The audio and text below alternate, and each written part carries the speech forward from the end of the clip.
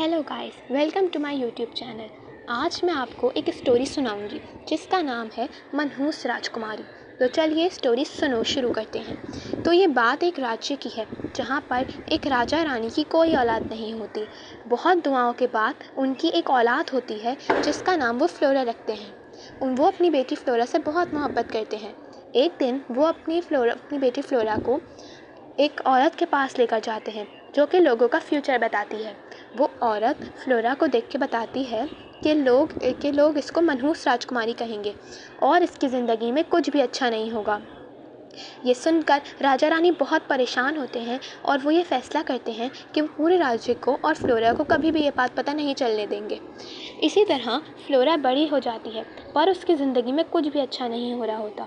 एक दिन फ्लोरा को एक पार्टी में जाना होता है जिसके लिए वो एक ड्रेस सिलवाती है, पर जब वो ड्रेस उसके पास आती है तो वो ड्रेस फ्लोरा को छोटी हो जाती है। तो फ्लोरा सोचती है कि मैं अब खुद से एक ड्रेस बनाऊंगी और फ्लोरा अपने लिए ख़ुद एक ड्रेस बनाती है। पर जब ड्रेस वो पहनती है तो वो उसके ऊपर बहुत प्यारी लग रही होती है। जब वो पार्टी के लिए जाती है तो उसका पैर फिसल जाता है और वो कीचड़ में गिर जाती है। जब फ्लोरा कीचड़ में गिर जाती है तो वो बहुत रोती है। फिर वो रोते हुए घर आती है और सोचती है कि मैं क्यों ड्रेस बनाऊँ, मैं तो राजकुमारी हूँ। तो वो अपनी नौकरानियों को बोलती है कि तुम सब मिलके मेरे लिए एक ड्रेस बनाओ। उसकी नौकरानियाँ उसके लिए एक ड्रेस बनाते हैं और वो ड्रेस फ्लोरा को फिट भी आती है और फ्लोरा उस ड्रेस में बहुत अच्छी भी लग रही होती है।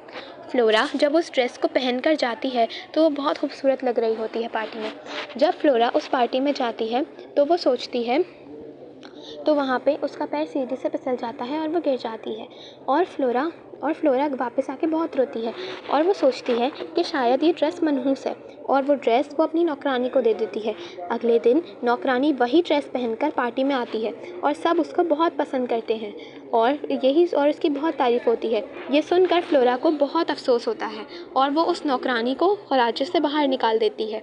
जब नौकरानी रोते हुए राज्य से बाहर जाती है तो एक राजकुमार जो फ्लोरा के रिश्ते के लिए आ रहा होता है उसको वो नौकरानी पसंद आती है और वो नौकरानी से शादी कर लेता है।